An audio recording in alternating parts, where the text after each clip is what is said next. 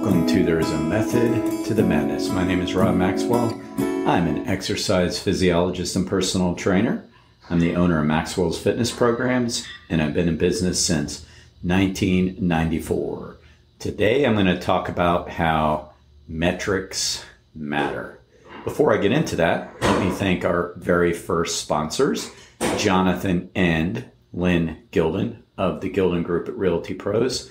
Jonathan was in working out yesterday, and I was talking to him about professionalism. And I was talking about how, to me, the most important thing in any field is to have the proper credentials. Because, number one, it means you know what you're talking about, or hopefully, and number two, that you really have the desire to go out and get it, instead of just thinking, well, I'm going to make a buck.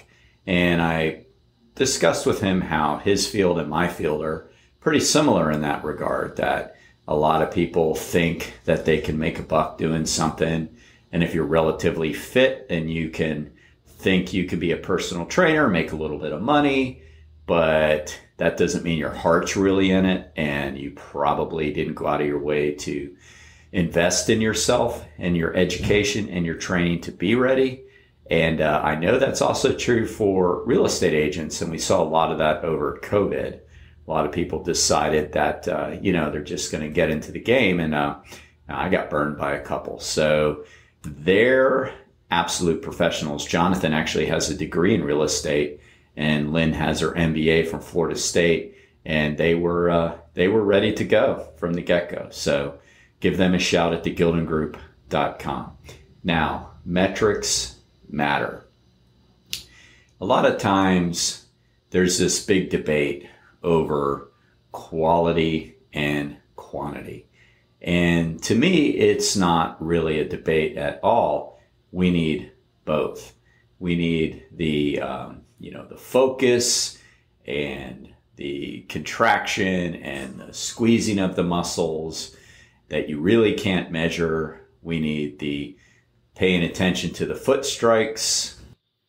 We need to be paying attention to the foot strikes when we run and our form. Those are all intangible things that you really can't measure. There's no question that form and feelings and perceived exertions are important, but we need metrics too. So there's no debate. We need both. Now, a lot of times people don't necessarily want to focus on the metrics. Let me just start with an easy one, and that is the body weight scale. That is a metric. It's a metric of how much we weigh. Now, there's a lot of variables that go into how much we weigh. It could be we're holding some water, or we're holding sodium, which is making us retain water. There's a lot of variables involved, but nonetheless, the body weight scale tells us our body weight. So I've seen the debates all over the place that discuss whether or not we should weigh ourselves. And like everything, there's a big it depends.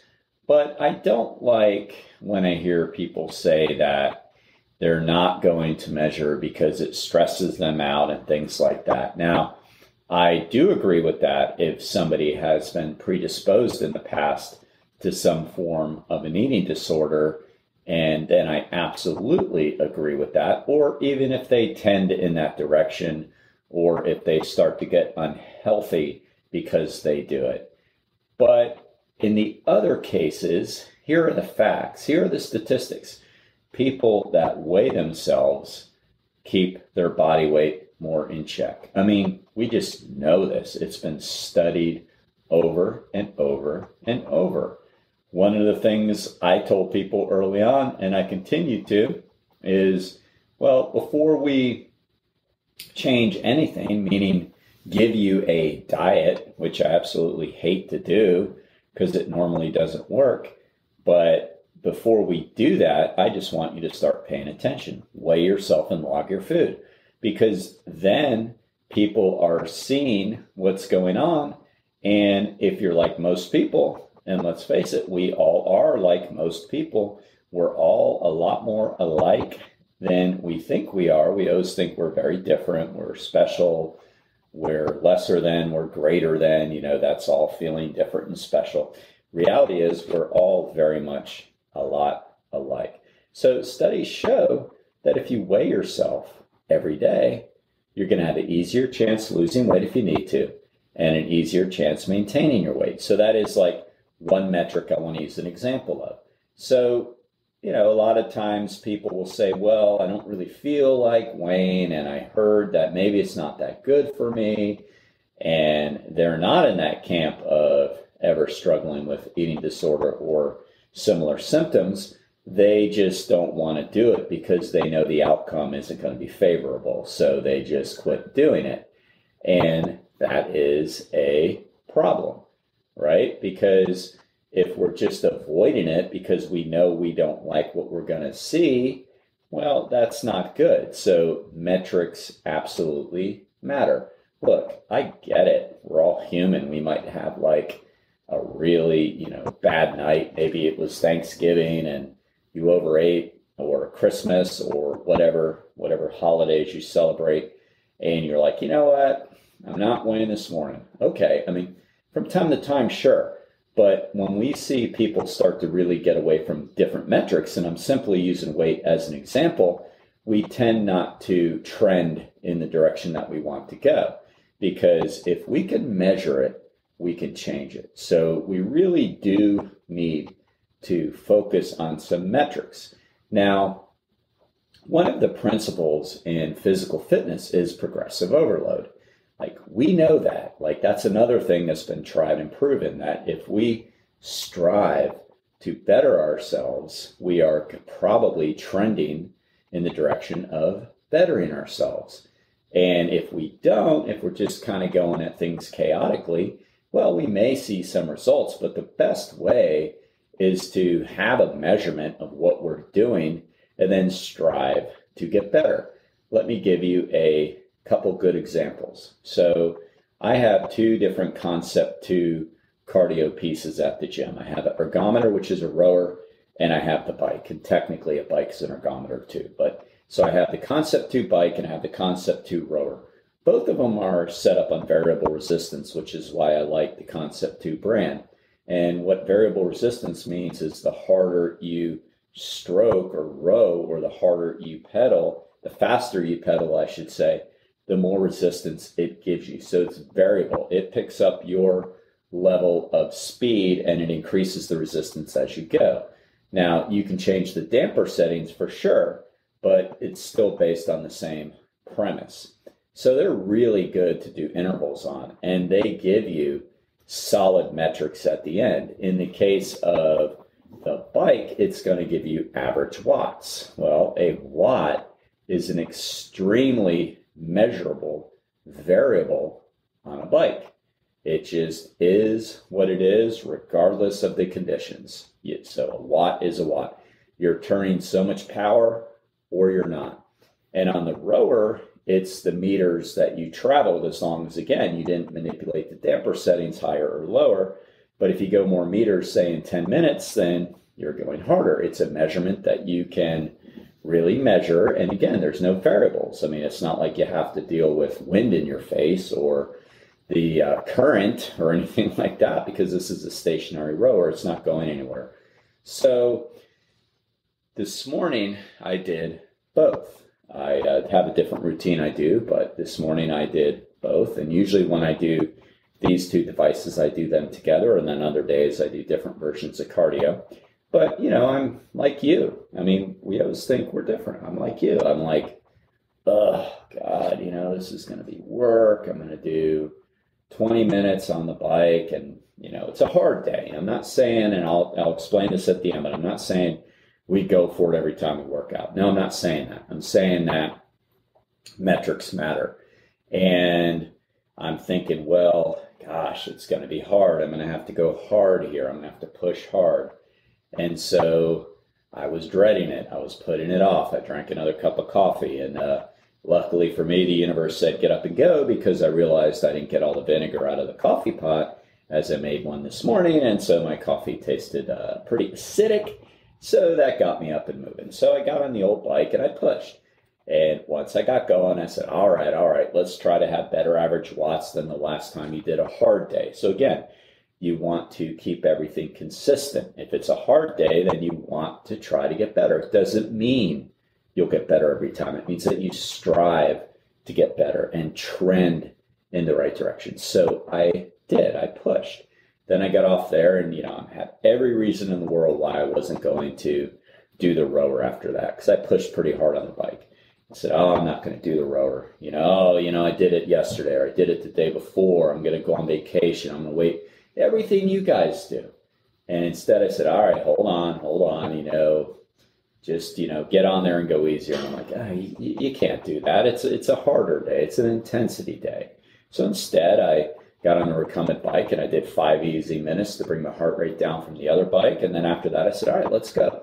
And I ended up pushing for the 10 minutes that I wanted to do on the ergometer. And I ended up going by the meters I'd done previously. So whether we like it or not, we have to do what we have to do. And I'm just trying to give you like real life examples that we all go through it. Even us so-called fitness health nuts, we all go through it. But just because we can justify and say, well, the numbers don't matter, we're lying to ourselves. The numbers do matter.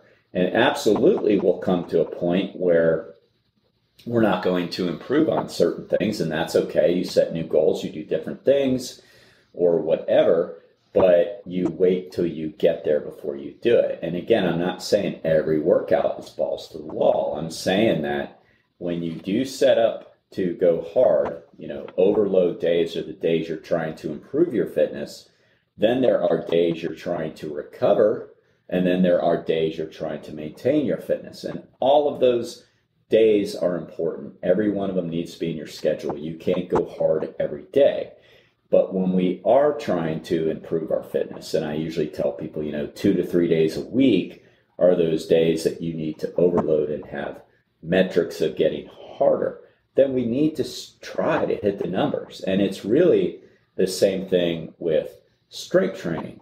I heard the other day on a podcast I listened to, I think it was Schwarzenegger's, I don't know whose it was, or it wasn't. It was the Daily Stoic, and the guest on there, who was a performance coach, said that he once heard Muhammad Ali said he doesn't start counting till it starts hurting.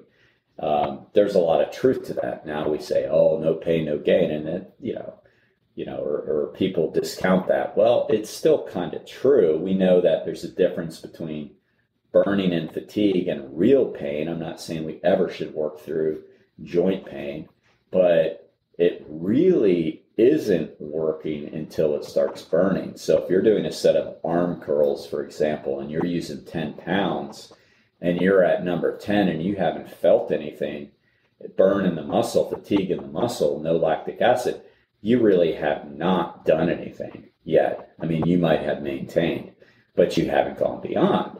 So in order to go beyond in strength training, it's the same principle. We have to have some numbers that will push us a little bit.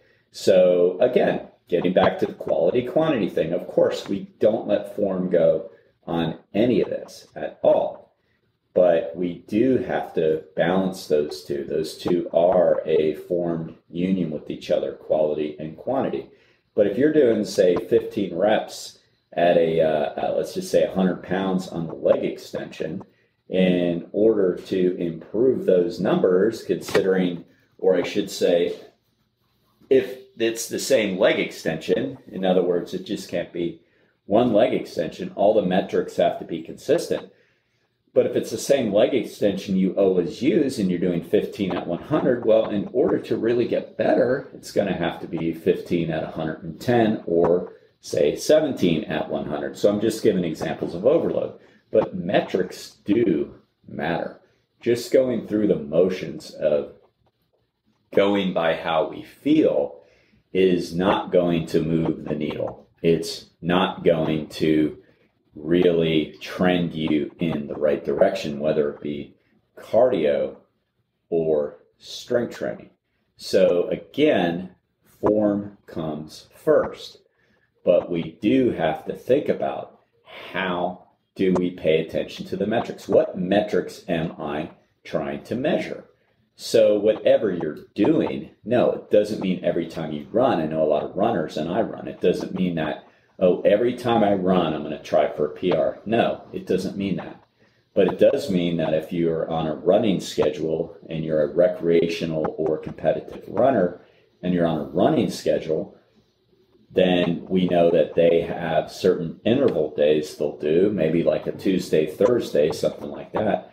And if they're doing 400-meter repeats, then yes, they do have to strive to improve those 400-meter repeats. And at the end, say, well, everyone was about 2 or 3 seconds slower than the previous week. Is that still okay? It's like, well, of course it's okay, but you didn't get better. I mean, there's just no way around it. So you can look at it and go, all right, so what led to that? Was I too tired? Was my nutrition down? Did I not sleep the night before? Am I burned out? Do I need a break? But you have to evaluate it. And of course, there could be other variables like one day's hotter and all that, of course. But the point is like when it's time to go, it's time to go. A lot of people don't necessarily want to do what it takes to get better because getting better hurts. I mean, there's a lot of truth to what Ali said when he said, I don't start to count until it starts to hurt. Because, you know, you could look at more fitness elites, people that train all the time. So what's easy for you? You know what? It's the polar opposite. It's harder. It's harder for people who are in really good condition. Let's say the top 10% of the country for their age or whatever, you know, that's really fit. It's harder for them to get more improvements. They have to work harder. Studies have shown that the more fit that you are, the greater percentages of your VO2 max that you have to go to get results. So a newbie can start to improve their VO2 max at, say, 60% of their VO2 max, which isn't a very hard effort. That's like a brisk walk. Where somebody who's peaked at their fitness or close to it's going to have to work at 90% of their VO2 max to move the needle. So people that are fit actually have to work harder. So can you imagine the motivation there to know that it's going to be a grind just to get better? And, you know, the good old days of just showing up and doing something don't really meet the mustard anymore. It does for maintenance and it does for maybe, you know, helping with stress or making you feel better. And it's absolutely better than nothing. But getting better, it's not. So how do we do this? The first thing is pick your metrics. Pick your metrics that matter. If you go to the gym to see a personal trainer like most of you do with us, then, you know, we should want to use more load within our rep range in good form. That's a great metric. And we keep track of that. That's why we keep charts. Most important thing we keep track of in that chart is the load that you use. Because, look, people will joke around and say, oh, you missed counter. You're not a great counter. It's like, well, you try counting and keeping people in good form and then listening to them when they're yammering on about something and then trying to make sure that you're still counting. I mean, yeah, a few reps here or there, of course it matters, but what really matters is the load and the form. So the metric we pay most attention to is the load. And if the load isn't going up, you're not getting stronger, and there's just no sweet way to say it. That's all there is to it. You know, if you're looking at cardio, you know what could be your metric. Well, if you walk, if you power walk, that's great. It's great activity. But if you're doing it to improve your VO2 max, then you think, okay, so, you know, at least 1 or 2 days a week, I want to see what my best mile per minute could be, or my minute mile could be. You know, maybe my goal is to get under a 15 if I walk. Okay. If you run, same thing, 1 or 2 days a week. Or when you do intervals, you focus on your speed, but you find a metric you can measure. And you measure it, and you keep track of it. Like, I like to keep fitness journals. It was funny. I had my physical earlier, well, when was it? Last week. And I was like, what did I weigh last year? You know, because even though I'm in good shape and everything, I'm just like you. I think the same way. I'm like, am I, you know, going to go in about the same because I don't want the raised eyebrow, you know? So I looked back on the journal. I'm like, oh, so this is the weight I was weighing at. I'm almost like identical to when I walked in last time. And I was able to go back and look in my journal and see that. And then sure enough, when I stepped on the scale, like I wasn't surprised because I'd pay attention to those things. I recorded those things. So it was literally 1 pound over, you know. I even felt the need to justify that. No, I really didn't at all. But, there's different ways that we do it, but we have to do it. And there's just no soft way to say that if you're not paying attention to it, it's probably because you don't want to know. But the best way to improve is to know. All right. So now let me thank Jeff and Zach Hawk of Overhead Door of Daytona Beach. And I've got a really cool story to share. And one of my clients said, make sure you tell your podcaster. And I said, yeah, I'm going to, because that is, the whole purpose of trying to promote people. A few days ago, this client sent a text or called. I don't know. I just got the second part of it, but that they couldn't get out of their garage because something happened mechanically with a storm or something, and their garage door was absolutely stuck. And I don't even know if they have an overhead garage door. I know that they've used them for service before, but she knew that they're one of our sponsors and we know them. And so she called or texted and told Ellen there was an issue going on, and to get a hold, or if we could get a hold of Zach, the son who lives up in Ormond. He said, sure. So we reached out to Zach and said, hey, one of our clients is having trouble. She thinks she's used you for service before. He was there in like 5 minutes because he doesn't live that far from her house, and he was already at home. He drove to her house.